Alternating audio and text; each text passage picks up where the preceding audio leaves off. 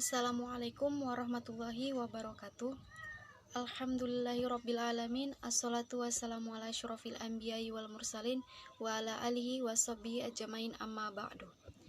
Pertama-tama marilah kita panjatkan puji syukur kita kehadirat Allah Subhanahu wa taala yang telah memberikan kita kesehatan pada hari ini. Salawat serta salam tetap kita curahkan pada junjungan kita Nabi Muhammad SAW yang telah membawa kita dari zaman kegelapan menuju zaman yang terang benderang pada saat ini.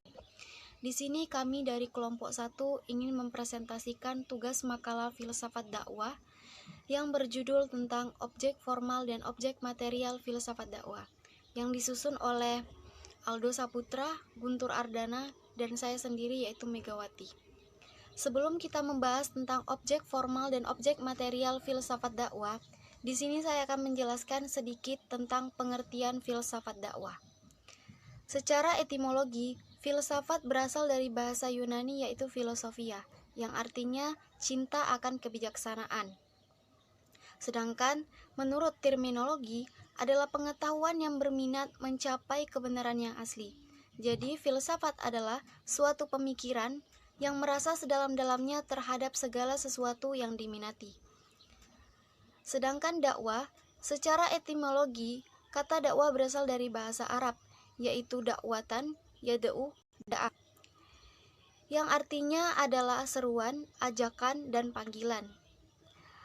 Sedangkan secara terminologi adalah mengajak manusia untuk mengerjakan kebaikan dan mengikuti petunjuk, menyuruh mereka berbuat baik dan melarang mereka untuk berbuat kejahatan. Jadi filsafat dakwah dapat kita pahami dalam 3 makna. Yang pertama, yaitu filsafat dakwah suatu konsep atau bagan pemikiran yang menerangkan dasar-dasar, prinsip-prinsip, dan hal-hal yang dianggap paling pokok mengenai dakwah. Yang kedua, adalah filsafat dakwah suatu pemikiran atau kajian yang bersifat rasional atau filosofis mengenai prinsip-prinsip dakwah yang digali dari sumber-sumber Islam, yaitu Al-Quran dan Al-Hadis. Dan yang terakhir, filsafat dakwah menunjukkan pada konsep-konsep atau aliran-aliran pemikiran mengenai dakwah yang memperlihatkan perbedaan-perbedaan paradigmatis atau pola pemikiran tentang hal-hal pokok mengenai dakwah.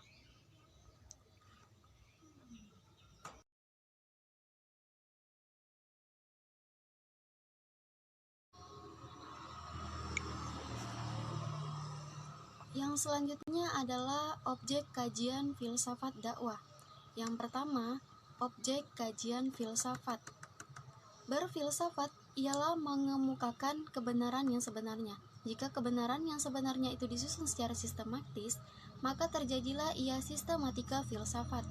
Sistematika filsafat itu biasanya terbagi atas 3 cabang besar filsafat.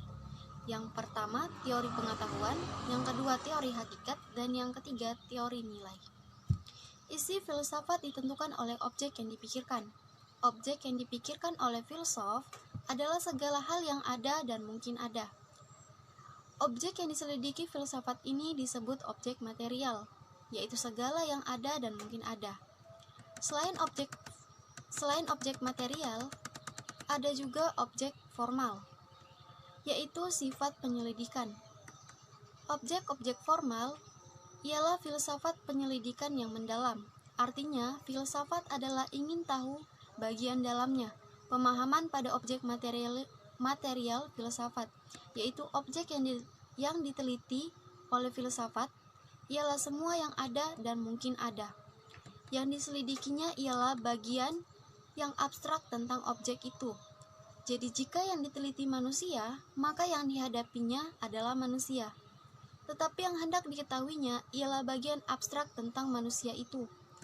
Orang mengatakan bagian yang merupakan hakikat tentang manusia tersebut. Secara teknis, untuk mempelajari filsafat dapat ditempuh 3 garis. Yang pertama historis, yang kedua sistematis, dan yang ketiga kritis.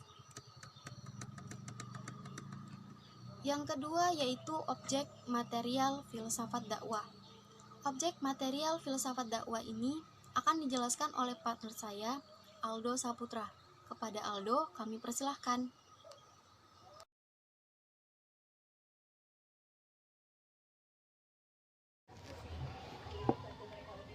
Terima kasih Saudara Megawati. Assalamualaikum warahmatullahi wabarakatuh. Nama saya Alus Saputra dari kelas 256A. Ya, saya akan melanjutkan penjelasan yang sudah disampaikan oleh Megawati sebelumnya. Materi yang akan saya jelaskan yaitu tentang objek material filsafat dakwah. Apa itu objek material filsafat dakwah? Adalah manusia, Islam, Allah, dan lingkungan. Filsafat dakwah mencoba melihat proses interaksi antara manusia yang menjadi subjek atau dai dan objek atau maj'u. Dalam proses dakwah, Islam sebagai proses dakwah dan lingkungan di mana menjadi atau mengenalkan nilai-nilai Islam serta Allah menurunkan Islam.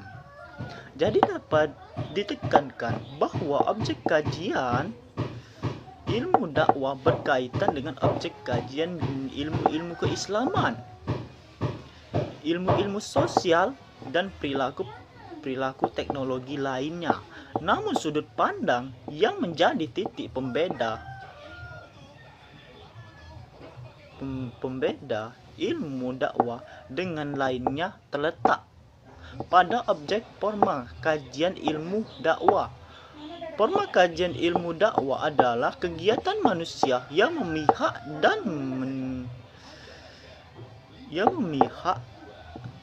dan menerapkan dalam segi kehidupan umat manusia ajaran Islam sebagai yang dipahami dari nilai-nilai kebenaran dan kemanusiaan. Mungkin itu saja yang dapat saya sampaikan dan saya jelaskan untuk materi saya, yaitu objek material filsafat dakwah. Ya, selanjutnya akan dijelaskan oleh saudara Guntur, yaitu objek formal. Terima kasih sebelumnya. Assalamualaikum warahmatullahi wabarakatuh. Assalamualaikum warahmatullahi wabarakatuh. Saya Guntur Ardana dari kelompok 1 ingin melanjutkan pembacaan makalah objek formal filsafat dakwah. Deskripsi tentang objek formal filsafat dakwah pada dasarnya menunjuk pada denotasi terma dakwah. Filsafat dakwah adalah kumpulan pengetahuan yang membahas masalah dan segala hal yang timbul dalam interaksi antar unsur dari sistem dakwah agar dapat diperoleh pengetahuan yang tepat dan benar mengenai kenyataan dakwah. Denotasi dari tema dakwah oleh karena itu menghindari terjadinya kesenegajaan antara kontonasi dan denotasi. Terma dakwah merupakan suatu keharusan agar objek kajian dakwah semakin jelas, maka filsafat dakwah memiliki hubungan yang signifikan dengan dakwah. Realitas dakwah yang muncul dari interaksi antar unsur dai dan ma'du adalah kemungkinan penerimaan dan penolakan ma'du terhadap pesan dakwah. Dampak praktek dakwah terhadap kedua unsur tersebut baik secara psikologis maupun sosiologis. Problematika perencanaan penyajian pesan dakwah yang berdasarkan fakta empiris yang ada pada dai dan ma'du. Hasil kajian terhadap objek formal itu dakwah dari interaksi model MTD. Ini pengetahuan dakwah yang bercorak empiris dan fenomenologis. Dalam berkedudukan sebagai sumber ilmu yang melahirkan pengetahuan dakwah, fakta kajian itu diarahkan pada objek formal yang muncul dari interaksi antar dai dan tujuan dakwah. Realitas empiris yang muncul dari interaksi mode DT adalah problematika, efisiensi dan efisientitas. Penggunaan sumber daya yang tersedia dalam sistem dakwah guna mencapai sasaran dan tujuan terhadap objek formal itu. Sumber ilmu yang penting adalah indera, akal, dan institusi. Secara garis besar, dapat dikemukakan bahwa interaksi model DITB disebut sebagai objek formal dakwah yang berkaitan dengan perumusan dan pemahaman dasar-dasar dakwah dan ajaran Islam sebagai sumber dakwah.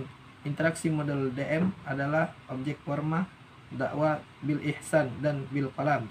Interaksi model MTD adalah objek formal dakwah yang berkaitan dengan problem organisasional, dan dakwah Islam itu problem manajemen dakwah.